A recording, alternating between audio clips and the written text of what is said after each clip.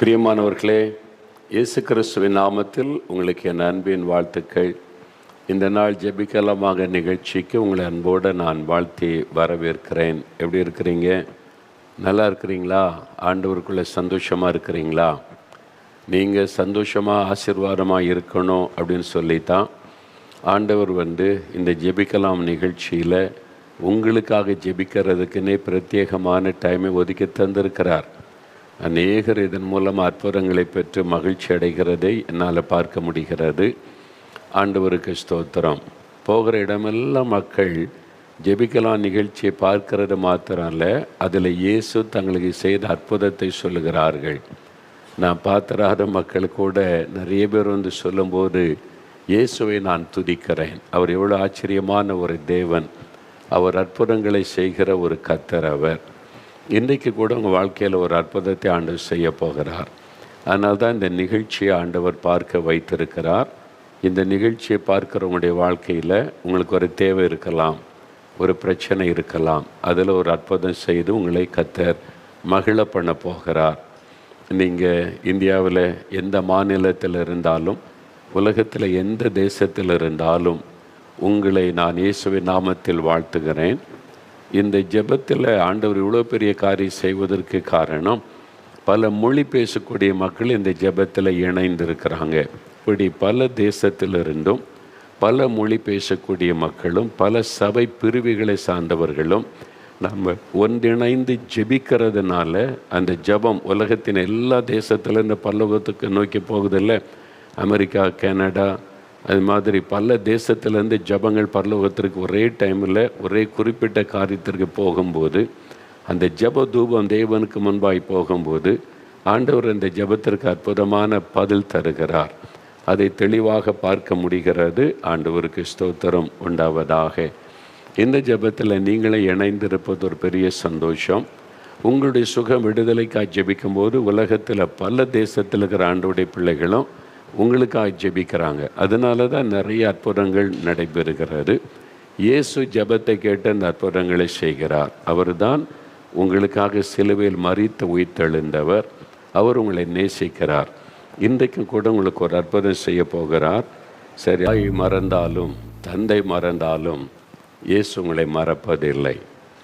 ஏன்னா அவர் உங்களுக்காக சிலுவை சுமந்தார், அடிக்கப்பட்டார், நொறுக்கப்பட்டார், தன்னுடைய இரத்தத்தை சிலுவையிலே சிந்தினார். உங்களுக்காகத்தான். உங்களுடைய பாவங்கள், உங்களுடைய சாபங்கள், உங்களுடைய வியாதிகள், உங்களுடைய வேதனைகள், உங்களுடைய நிந்தைகள் எல்லாவற்றையும் சிலுவையில் அவர் தன்மீது ஏற்றுக்கொண்டு நமக்காக அத்தனை பாடுகளை சகித்தார்.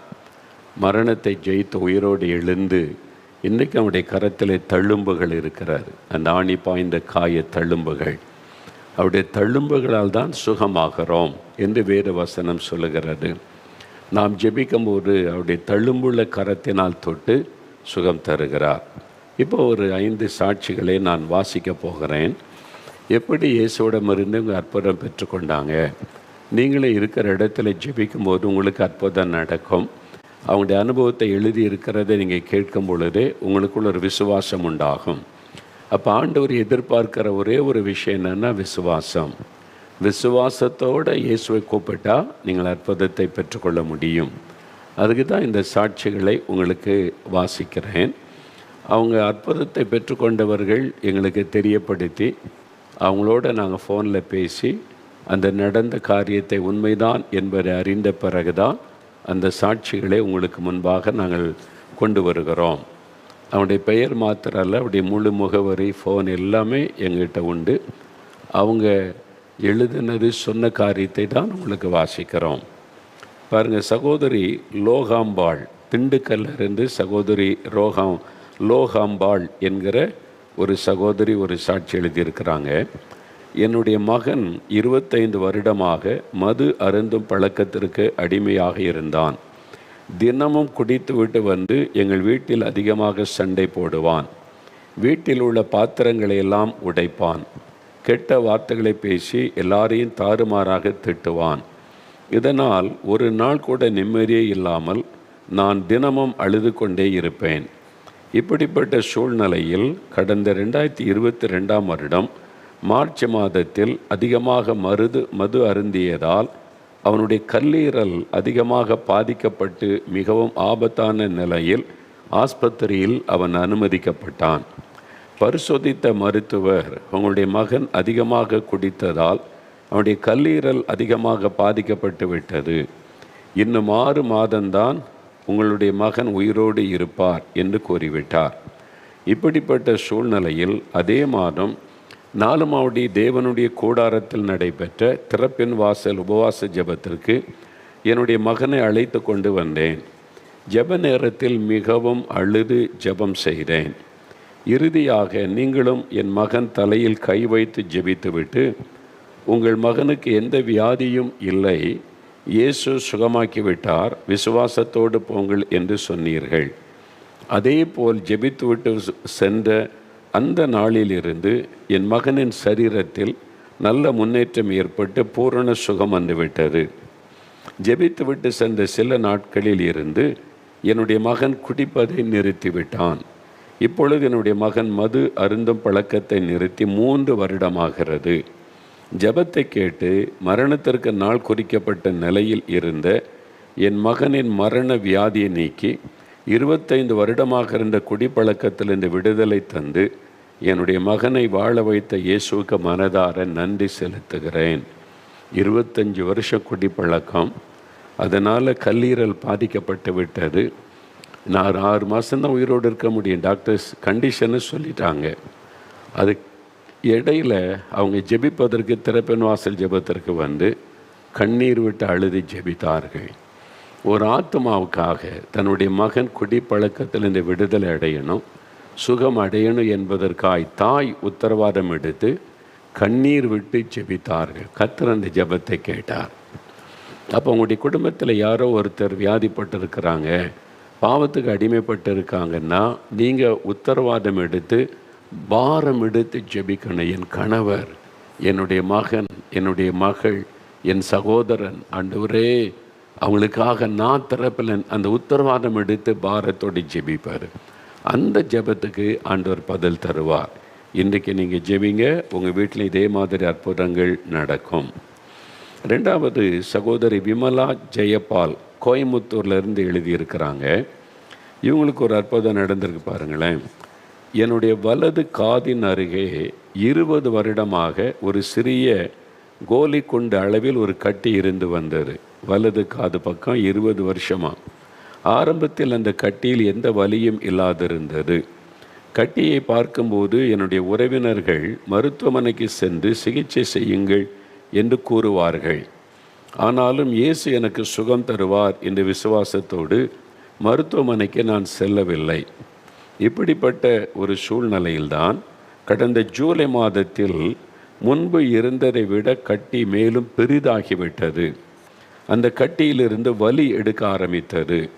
இப்படிப்பட்ட சூழ்நிலையில் மறுநாளே 4 உள்ள 24 மணி நேர ஜெப மையத்திற்கு தொலைபேசி மூலம் தொடர்பு கொண்டு ஜெபிக்க கேட்டுக்கொண்டேன். ஒரு சகோதரி எனக்காக ஜெபம் செய்தார்கள். மிகுந்த ஆச்சரியம், ஜெபித்த 2வது நாளில் கட்டி தானாகவே உடைந்து விழுந்து விட்டது. 20 வருஷமாக அந்த கட்டி பெருசாயிட்டு உடைந்து சரீரத்தை விட்டு அது போய்விட்டார். இப்பொழுது கட்டி இருந்த இடம் தெரியாமல் நார்மல் ஆக்கிவிட்டார். ஜெபத்தை கேட்டு எந்த சிகிச்சையும் இல்லாமல் அற்புதமாய் கட்டியை குணமாக்கின இயேசுவுக்கு ஸ்தோத்திரம். கோயம்புத்தூர்லேருந்து சகோதரி விமலா ஜெயபால் அவங்க. இன்றைக்கி உங்கள் சரீரத்தில் ஏதோ ஒரு கட்டி நீங்கள் கஷ்டப்படுறீங்களா? கேன்சர் கட்டி, இல்லை தைராய்டு கட்டி, டிபி கட்டி, எதுவாக இருக்கட்டும், நீங்கள் விசுவாசத்தோடு ஜெபிச்சிங்கன்னா இயேசு அதை எடுத்து போட்டு விடுவார். அற்புத மாற்றத்தை நீங்கள் பார்ப்பீங்க. 3வது சகோதரி சோபனா காஞ்சிபுரத்திலிருந்து ஒரு சகோதரி சொல்லியிருக்கிறாங்க. நான் 12 வருடமாக தீராத தலைவலியினால் பாதிக்கப்பட்டிருந்தேன். வாரத்திற்கு 5 முறை தலைவலி வந்துவிடும்.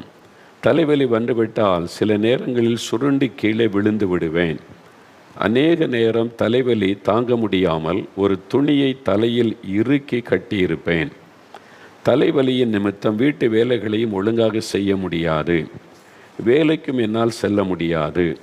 இப்படி 12 வருடமாக இந்த தலைவலியினால் நான் மிகவும் சிரமப்பட்டு வந்தேன். இதற்காக மருத்துவமனைக்கு சென்று ஸ்கேன் எடுத்து பரிசோதித்து பார்த்ததில் எல்லாம் நார்மலாக இருக்கிறது, எந்த பிரச்சனையும் இல்லை என்று மருத்துவர்கள் கூறிவிட்டனர். ஆனாலும் தொடர்ச்சியாக தலைவலி எனக்கு இருந்து கொண்டே தான் இருந்தது. இப்படிப்பட்ட நிலையில் கடந்த 2022ஆம் வருடம் ஜூன் மாதம் 19ஆம் தேதி நடைபெற்ற ஜெபிக்கலாம் வாங்க நேரலை நிகழ்ச்சியை பார்த்து கொண்டிருந்தேன். ஜெப நேரத்தில் என் தலையில் கை வைத்து மிகவும் அழுது ஜெபித்து கொண்டிருந்தேன். பாருங்கள், வீட்டில் டிவிக்கு முன்னால் உட்காந்து அவங்க கை வைத்து தலையில் கை வைத்து கண்ணீர் விட்டு அழுது ஜெபிக்கிறாங்க. 12 வருஷமாக அந்த வேதனை. நீங்கள் வியாதியை கொண்டு வருகிற பொல்லாத ஆவிகளை கடிந்து கொள்ளுகிறேன் என்று சொல்லி அன்றைக்கு ஜெபம் செய்தீர்கள். உடனே ஒரு அசுத்த ஆவி என்னை அலைக்கழித்து கீழே தள்ளிவிட்டு என்னை விட்டு வெளியேறியது. வீட்டில் இருக்காங்க அவங்க காஞ்சிபுரத்தில். இங்கிருந்து ஜெபம் ஏறெடுக்கப்படுகிறது. வியாதியை கொண்ட ஒரு அசுத்தாவியை வெளியே போன கடிந்து ஜெபிக்கும் போது காஞ்சிபுரத்தில் டிவிக்கு முன்னால் முழங்கால் படிட்டு இருக்கிறவங்களுக்குள்ள இருந்த அசுத்தாவி அவங்களை கீழே தள்ளிவிட்டு அலைக்கழித்து விட்டு போய்விட்டார். இப்போ என்ன நடந்திருப்பாருங்க, அந்த நேரத்தில் இருந்து எனக்கு தொடர்ச்சியாக வந்த தலைவலி நின்று விட்டது. அப்போ அந்த தலைவலிக்கு யார் காரணம்? அது சாதாரண வியாதி அல்ல. என்ன டாக்டர் செக் பண்ணிவிட்டு நார்மலாக இருக்குது, ஸ்கேன்லாம் பார்த்தா ரிப்போர்ட்லாம் நார்மல், ஒரு பிரச்சனையும் இல்லை. அது ஒரு அசுத்த ஆவி, பலவீனப்படுத்துகிற ஆவி, வியாதியை கொண்டு வருகிற ஆவி. அந்த பிசாசானவன் வியாதியை கொண்டு வருகிறான் பாருங்கள். 12 வருஷமாக அந்த மகளை வேதனைப்படுத்தினான். அந்த ஆவி வெளியேறின உடனே வலி, அந்த வியாதியும் போய்விட்டது. இப்பொழுது நான் நல்ல சுகத்தோடு இருக்கிறேன். மறுபடியும் ஒரு முறை கூட இந்த தலைவலி எனக்கு வரவே இல்லை. என்ன பிசாசு போயிட்டு வியாதி கொண்டு வந்த ஆவி ஜெபத்தை கேட்டு 12 வருடமாக எனக்கு இருந்த தீராத தலைவலியை தீர்த்து தந்த இயேசு கிறிஸ்துவுக்கு ஸ்தோத்திரம். இன்றைக்கி உங்கள் சரீரத்தில் நீங்கள் வலி இருக்குது, வேதனை இருக்குது, டாக்டர்கிட்ட போனால் ஸ்கேன் ரிப்போர்ட் பார்த்துட்டு எல்லாம் நார்மல், உங்களுக்கு ஒன்றுமே இல்லைன்றாங்க. நீங்கள் இதுக்கு மேலே போனீங்கன்னா அது உங்களுடைய மனப்பிரமை. நீங்கள் சைக்காரிஸ்ட்டு தான் போகணும், மனத்தத்துவ டாக்டர்கிட்ட தான் போகணும், உடைய மனதில் தான் பிரச்சனைன்னு சொல்லுவாங்க. ஆனால் ரியலாக சரீரத்தில் வலி இருக்குது, வியாதியின் வேதனை இருக்கிறது. அது அசுத்தாவினால் உண்டான வியாதியாக இருந்தால் எந்த ஸ்கேன் ரிப்போர்ட்லேயும் தெரியாது, எந்த மெடிக்கல் ரிப்போர்ட்லேயும் கண்டுபிடிக்க முடியாது. ஆவியான ஒருத்தர் தான் கண்டுபிடிக்க முடியும் அது ஒரு ஆவின்னு சொல்லி. இன்றைக்கு அப்படி பாதிக்கப்பட்டு நீங்கள் பார்த்து கொண்டு இருக்கிறீங்கல்ல, உங்களுக்கு இன்றைக்கு விடுதலையின் நாள். இது பிசாசினால் வந்தது, அசுத்தாவினால் வந்தது. பிசாசே, சாத்தானே, என் சரீரத்தை விட்டு உன் கையனை எடு அப்படின்னு நீங்கள் ஜெபிக்கும்போது அது விலகிறோம். உடனே சரீரத்தில் சுகம் உண்டாகும். பாருங்கள், காஞ்சிபுரத்திலேருந்து சோஃபனா என்கிற மகள் 12 வருஷம் வியாதியிலிருந்து விடுதலை. அடுத்தது ஓசூரில் இருந்து சகோதரி சந்தன மேரி ஓசூர் அங்கேருந்து சொல்லியிருக்கிறாங்க. கடந்த 2024ஆம் வருடம் அக்டோபர் மாதத்தில் சுகர் வியாதியின் பாதிப்பு நிமித்தம் என்னுடைய 2 கால்களும் மரத்து விட்டது. எந்த உணர்ச்சியும் என் கால்களில் இருக்காது. இதனால் சுடுநீர் வைத்து ஒத்தடம் கொடுத்தேன். உடனே என்னுடைய 2 கால்களிலும் பாதத்தின் மேல் பகுதியில் பெரிய அளவில் புண் வந்துவிட்டது. இதனால் 2 கால்களிலும் அதிகமான வலி எடுத்து கொண்டே இருக்கும். மற்றவர்களின் உதவி இல்லாமல் என்னால் நடக்க முடியாது, இரவு நேரத்தில் தூங்க முடியாது. இப்படி என் கால்களில் வந்த புண்களின் நிமித்தம் மிகவும் சிரமப்பட்டு வந்தேன். இதற்காக மருத்துவமனைக்கு சிகிச்சை பெற்று வந்தேன். ஆனாலும் என் கால்களில் இருந்த புண்கள் நாளுக்கு நாள் பெரிதாகி கொண்டே தான் இருந்தது. இப்படிப்பட்ட சூழ்நிலையில் கடந்த 2024ஆம் வருடம் டிசம்பர் மாதம் 29ஆம் தேதி நடைபெற்ற அற்புத பெருவிழா நேரலை நிகழ்ச்சியை பார்த்தேன். ஜெப நேரத்தில் நானும் என் கணவரும் மிகுந்த பாரத்தோடு ஜெபித்து கொண்டிருந்தோம். ஓசூரில் இருக்கிறாங்க. கணவன் மனைவி 2 பேரும் இதே மாதிரி நீங்கள் உட்காந்துருக்க மாதிரி டிவிக்கு முன்னால் உட்காந்து, அது அற்புத பெருவிழா அது நடக்கிறது. அந்த நாளில் அவங்க ஜெபிக்கிறாங்க. டிவிக்கு முன்னால் உட்காந்து பாரத்தோடு கணவரும் அவங்க 2 பேரும் சேர்ந்து, கணவரும் மனைவியை சேர்ந்து ஒருமனப்பட்டு சுகத்துக்காக ஜெபிக்கிறாங்க. இன்றைக்கி நீங்கள் உட்காந்துருக்கீங்கல்ல, உங்கள் மனைவிக்கு சுகம் இல்லையா, கணவருக்கு சுகம் இல்லையா, பிள்ளைகளுக்கா என்ன வியாதி, இன்றைக்கே நீங்கள் குடும்பமாக சேர்ந்து ஜெபிக்க போகிறீங்க. என்ன நடக்குது பாருங்கள். நானும் என் கணவரும் மிகுந்த பாரத்தோடு ஜெபித்து கொண்டிருந்தோம். அப்பொழுது நீங்கள் என்னுடைய பெயரை சொல்லி அழைத்து, தேவனுடைய வல்லமை உங்கள் மேல் இறங்கி வருகிறது, இப்பொழுதே சுகத்தை பெற்றுக்கொள்ளுகிறீர்கள், எழுந்து நடங்கள் என்று சொன்னீர்கள். உடனே படுத்திருந்த நான் படுக்கையிலிருந்து எழுந்து உடனே நடக்க ஆரம்பித்து விட்டேன். கால் ரெண்டு நடக்க முடியாமல் படுக்கையில் தான் இருந்திருக்கிறாங்க. பெட்டில் படுத்திருந்த அவங்கள தான் கணவனும் மனைவியும் ஜெபிக்கும் போது இயேசு சொல்லுகிறார், நான் உன்னை சொட்டுட்டேன், சுகமாக்கிட்டேன், எளிமையை நட அப்படின்னு சொல்லி உடனே நடக்க ஆரம்பித்து விட்டேன். என்னால் நன்றாக நடக்க முடிந்தது. கால்களில் இருந்த வலியும் உடனே நின்று விட்டது. அந்த நாளிலிருந்து கால்களில் இருந்த புண் கொஞ்சம் கொஞ்சமாக ஆற ஆரம்பித்து சில நாட்களில் பூரண சுகம் வந்துவிட்டது. இப்பொழுது நான் நல்ல சுகத்தோடு இருக்கிறேன். ஜெபத்தை கேட்டு என்னுடைய 2 கால்களிலும் இருந்த புண்களை குணமாக்கின இயேசுவுக்கு நன்றி செலுத்துகிறேன். பார்த்தீங்களா, ஜெபத்துக்கு ஆண்டவர் பதில் தர்றார் பாருங்க. நீங்கள் ஜெபித்தாலும் எங்கெங்க அவங்க ஏதோ 4 மாடியில் வந்து பேசுகிறாங்க, நம்ம செங்கல்பட்டில் இருக்கோம், காஞ்சிபுரத்தில், சென்னையில், கோயம்புத்தூரில் எங்கேயோ இருக்கிறோம் அப்படின்னு நினைக்காதங்க. இயேசு உங்கள் பக்கத்தில் இருக்கிறார். அதுதான் முக்கியம். இயேசு எங்கும் வியாபித்திருக்கிறவர். இயேசுவின் நாமத்தினால தான் நீங்கள் உட்காந்து டிவிக்கு முன்னாலேயோ செல்ஃபோனுக்கு முன்னாலேயோ அல்லது ஏதோ ஒரு நீங்கள் உங்களுடைய கம்ப்யூட்டருக்கு முன்னாலேயோ அல்லது ஐபேடுக்கு முன்னாலே உட்காந்து நிகழ்ச்சியை பார்க்குறீங்க. நீங்கள் பார்த்து கொண்டு இருக்கிறத இயேசு கவனித்து கொண்டு இருக்கிறார். நீங்கள் ஜெபிக்கும் போது விசுவாசத்தோடு ஜெபிக்கிறீங்களான்னு தான் பார்ப்பார். கடமைக்காக ஜெபிச்சிங்கன்னா அற்புதம் நடக்காது. சொல்கிறாங்களே பார்ப்போமே, அப்படி இல்லை. எனக்கு ஆண்டவர் செய்வார், இவங்களுக்கு செய்திருக்கிறாரே, இயேசு எனக்கு செய்யணும். விசுவாசத்தோடு நீங்கள் ஜெபிக்கணும். சரியா? இப்போது கடைசியாக சகோதரர் ராஜசேகர் தூத்துக்குடியிலேருந்து ஒரு சகோதரர் சொல்லியிருக்கிறாங்க, 18 வருடமாக என்னுடைய இடது கண் மிகவும் மங்கலாக தெரிந்து வந்தது. நான் டிரைவராக பணி செய்வதால் என்னுடைய வலது கண்ணின் பார்வையை வைத்துதான் பணி செய்து கொண்டு வந்தேன். கடந்த 2024ஆம் ஆண்டு முதல் இடது கண் பார்வை முழுவதும் தெரியாமல் போய்விட்டது. கம்ப்ளீட்டாக அந்த கண்ணில் பார்வை இல்லாமல் போய்விட்டது. இதனால் வாகனம் ஓட்டுவதற்கு மிகவும் சிரமப்பட்டேன். அதனால் வேலைக்கு செல்வதையும் நிறுத்திவிட்டேன். இதற்காக மருத்துவமனைக்கு சென்றேன். என்ன கண் பார்வை இல்லைன்னா வண்டி ஓட்டக்கூடாது. டிரைவர் விபத்து உண்டாயிரும், மற்றவங்களுக்கும் பாதிப்பு. அதனால் வண்டி ஓட்டதை நிறுத்திட்டாங்க. பரிசோதித்த மருத்துவர், உங்களுடைய இடது கண்ணில் உள்ள நரம்பு அதிகமாக பாதிக்கப்பட்டு இருக்கிறது, இதனால் உடனே அறுவை சிகிச்சை செய்ய வேண்டும். அறுவை சிகிச்சை செய்தாலும் முழுமையான பார்வை வரும் என்று நிச்சயமாக சொல்ல முடியாது என்று கூறிவிட்டார். இந்த சூழ்நிலையில் கடந்த ஜூலை மாதம் 5ஆம் தேதி நால்மாவடி தேவனுடைய கூடாரத்தில் நடைபெற்ற சுகமளிக்கும் கூட்டத்தில் கலந்து கொண்டேன். இங்கே தினமும் சுகமளிக்கிற கூட்டம் நடக்குது. டெய்லி தேவனுடைய கூடாரத்தில் காலையில் 11 மணிக்கு, மாலையில் 4 மணிக்கு. ஞாயிற்றுக்கிழமைன்னா காலையில் இருக்காது. காலையில் அவங்கவுங்க சர்ச்சுக்கு போகணுன்றதுனால மாலையில் மட்டும் உண்டு. அந்த மாதிரி சுகமளிக்கிற கூட்டம் அவங்க பங்கு பெற்றாங்க. ஜெப நேரத்தில் என்னுடைய கண்களில் கை வைத்து ஜெபம் செய்தேன். அப்பொழுது ஒரு குளிர்ந்த காற்று என்மேல் வந்து மோதுவதை போல் உணர்ந்தேன். அந்த நேரத்தில் இருந்து தெளிவான பார்வை என்னுடைய இடது கண்ணில் வந்துவிட்டது. பார்வை இல்லை, நரம்பு பாதிக்கப்பட்டிருக்கு, ஆப்ரேஷன் பண்ணு டாக்டர் சொல்கிறாங்க. பண்ணினாலும் பார்வை வருது நிச்சயம்னு சொல்ல முடியாதுன்னு சொல்லிட்டாங்க. இப்போ ஜெபத்தில் கலந்து கொண்டு ஜெபிக்கும்போது ஆண்டவுடைய பிரசன்னம், ஆண்டவுடைய வல்லமை ஒரு குளிர்ந்த காற்றை போல தொடுகிறது. பார்த்தா உடனே கண்ணில் பார்வை வந்துவிட்டது. அந்த நேரத்திலிருந்து தெளிவான பார்வை என் கண்ணில் வந்துவிட்டது. இப்பொழுது என்னுடைய 2 கண்களும் நன்றாக தெரிகிறது. ஜெபத்தை கேட்டு அறுவை சிகிச்சை இல்லாமல் 18 வருடமாக என்னுடைய கண்ணில் இருந்த பிரச்சனை நீக்கி அற்புதம் சுகந்தந்த இயேசுவுக்கு ஸ்தோத்திரம். 18 வருஷ கண் பிரச்சனை கடந்த 1 வருஷமாக கம்ப்ளீட்டாக கண் பார்வை போய்விட்டது. நரம்பு பாதிக்கப்பட்டது, இயேசு தொட்டு குணமாக்கிட்டார். மரித்து போன நரம்பை இயேசு மறுபடியும் உயிர் பெற செய்தார். அதனால் குருடாக்கப்பட்ட கண் மறுபடியும் பார்வை வந்தது. இயேசுடைய ஒரு தொடுதல் போதும், உங்களுடைய வியாதி மாறிவிடும், உங்களுடைய சரீர உறுப்பு செயல்பட ஆரம்பித்து விடும். ஆண்டவர் அற்புதம் செய்வதை நீங்கள் பார்ப்பீங்க. ஆண்டவர் இன்றைக்கு செய்ய போகிறார், உங்களுக்கு செய்ய போகிறார். விசுவாசிக்கிறீங்களா? உங்களுடைய விசுவாசத்தை தான் அவர் எதிர்பார்க்கிறார்.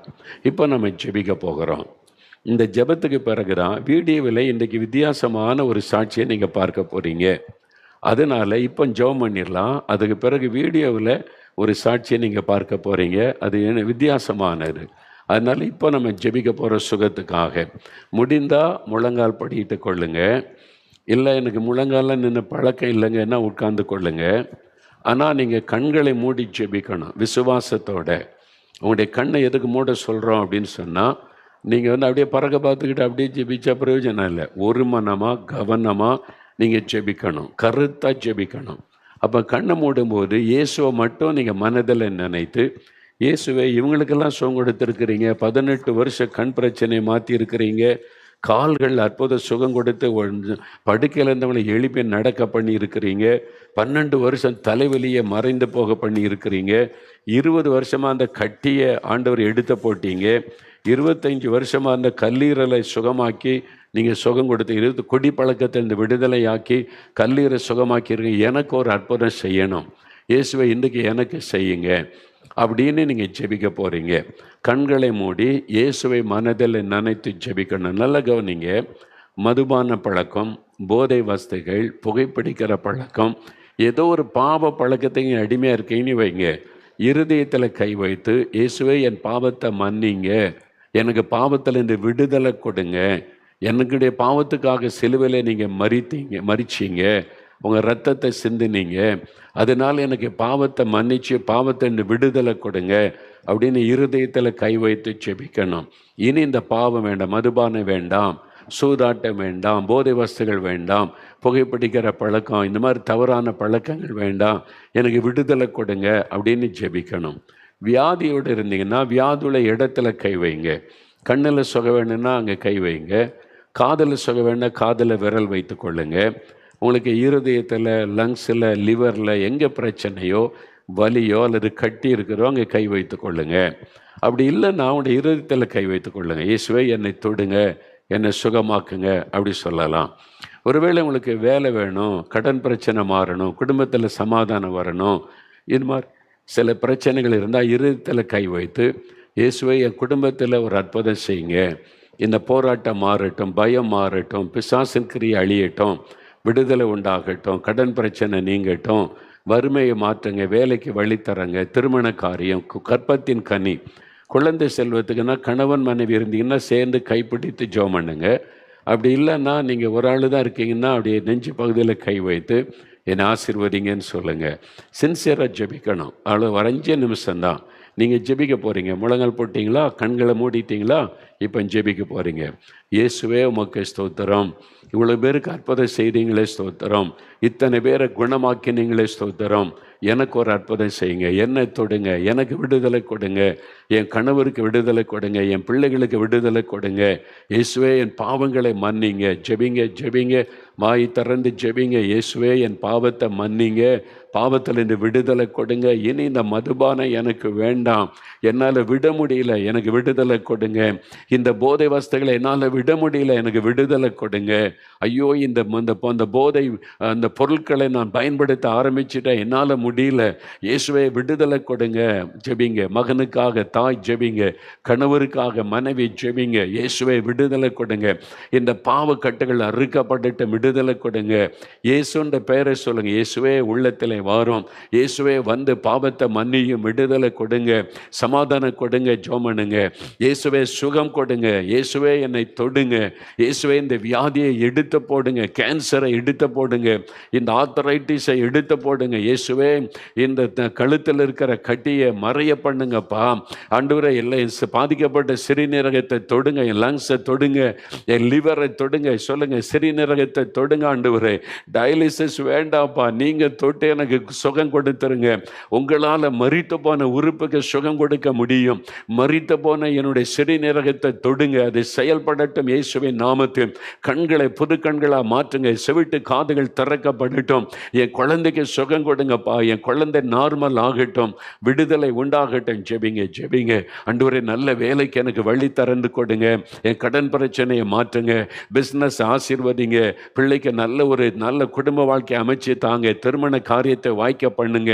ஆண்டவரே கற்பத்தின் கனியை கொடுங்கப்பா, எங்களை தொடுங்க, ஆசீர்வதிங்க. ஜெபிங்க ஜெபிங்க. நீங்க தான் ஜெபிக்கணும். என்ன கேளுங்க. இன்னும் 3 நிமிஷம் தான். உங்கள் ஜெபத்தை இயேசு கவனித்து கொண்டு இருக்கிறார். உங்கள் பக்கத்தில் தான் அவர் இருக்கிறார். டிவிக்கு முன்னால் நீங்கள் உட்கார்ந்து ஜெபிக்கிறீங்கல்ல, உங்கள் பக்கத்தில் தான் இயேசு நிற்கிறார். அவருடைய வல்லமை தொடுகிறார், அவருடைய பிரசன்னம் தொடுகிறாரு, அவருடைய வல்லமை இறங்குகிறதுனால அசுத்த ஆவி உங்களை தள்ளிவிட்டு வெளியேறும். இப்போ அசுத்த ஆவி சிலருக்குள்ள அது மேனிஃபெஸ்ட் பண்ண ஆரம்பித்து விட்டாரு. அது ஆட ஆரம்பிச்சது, தலை சுத்த ஆரம்பித்து விட்டாரு.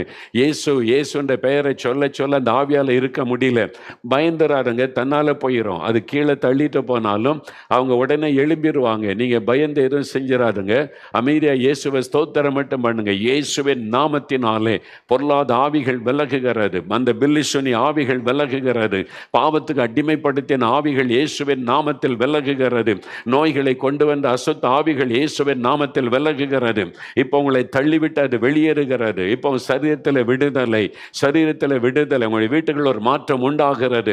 உங்கள் வீட்டுக்குள் ஆண்டவருடைய பிரசன்னம் இறங்கினதுனால் அசுத்த ஆவிகள் இப்போ அலறிக்கொண்டு வெளியேறுகிறது. இயேசுவின் நாமத்தில் விடுதலை உண்டாகிறது, இயேசுவின் நாமத்தில் சுகம் உண்டாகிறது. இயேசுவின் நாமத்தை சொல்லுங்க. இயேசுவின் நாமத்தில், இயேசுவின் நாமத்தில், நசரேயனாகிய இயேசுவின் நாமத்தில் அப்படி சொல்லுங்க. இயேசுவின் நாமத்தில் சுகம், இயேசுவின் நாமத்தில் விடுதலை, இயேசுவின் நாமத்தில் அற்புதம். இயேசுவே உம்முடைய கரம் தொடட்டும், இயேசுவே சுகம் உண்டாகட்டும். அந்த பெயரை சொல்ல சொல்ல தான் விடுதலை. இது ஆண்டவருடைய வல்லமை தொட்டு விட்டாரு, விடுதலை ஆகிவிட்டீங்க. நடக்க முடியாமல் இருக்கிறவங்க எழுமுங்க, எழுமுங்க. சகோதரனை எழுமி நடங்க, படுக்க விட்டு எழுமுங்க, காலை ஊன்றி நடக்க ஆரம்பிங்க. ஆண்டவர் சுகம் கொடுத்து விட்டார். கால்கள் புது கால்களாய் மாறிவிட்டாரு, அந்த வலி போய்விட்டாரு, அந்த பலவீனம் மாறிவிட்டது. இயேசுவுக்கு நன்றி சொல்லுங்க. அப்படியே வலதுகரம் வைத்தங்க, இயேசுவே ஸ்தோத்திரம்னு சொல்லுங்க. இயேசுவே ஸ்தோத்திரம், இயேசுவே என்னை தொட்டதற்காய் ஸ்தோத்திரம், சுகம் தந்ததற்காய் ஸ்தோத்திரம், விடுதலை தந்ததற்காய் ஸ்தோத்திரம். இயேசுவே மனதாரமை துதிக்கிறேன், துதிக்கிறேன். இயேசுவே நீர் கொடுத்த விடுதலைக்காக, சுகத்துக்காக, ரட்சிப்புக்காக, ஆசீர்வாதத்திற்காக ஸ்தோத்திரம், ஸ்தோத்திரம், ஸ்தோத்திரம். தகப்பனே, உம்முடைய பிள்ளைகளோடு சேர்ந்து நானும் உம்மை துதிக்கிறேன். நீர் அவருடைய ஜெபத்தை கேட்டீர், பதில் தந்துவிட்டீர், அற்புதம் செய்து விட்டீர். மனதார நான் உம்மை துதிக்கிறேன், துதிக்கிறேன், துதிக்கிறேன். இயேசுவின் நாமத்தில் ஜெபிக்கிறோம் பிதாவே. ஆமேன், ஆமேன். ஆண்டவர் தொட்டினார். நிறைய பேர் விடுதலை பெற்றிருக்கிறீங்க இன்றைக்கு. இயேசுவுக்கு ஸ்தோத்திரம், அல்லேலூயா. ரொம்ப சந்தோஷம். ஆண்டவர் உங்களுக்கு கொடுத்து சுகம் விடுதலைக்காக. இப்போ எளிமையின் நடங்க, இனியும் படுத்து கிடக்காருங்க, எளிமையின் நடங்க.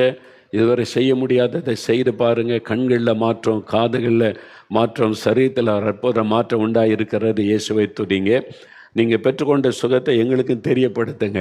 இதே மாதிரி நீங்கள் உங்களுடைய சாட்சிகளை சொன்னீங்கன்னா இன்னும் ஆயிரக்கணக்கான பேர் அதை கேட்டு விசுவாசத்தில் பலன் கொள்ளுவாங்கல்ல. நீங்கள் உங்களுடைய சாட்சிகள், உங்களுக்கு செய்த அற்புதத்தை தெரியப்படுத்த விரும்பினீங்கன்னா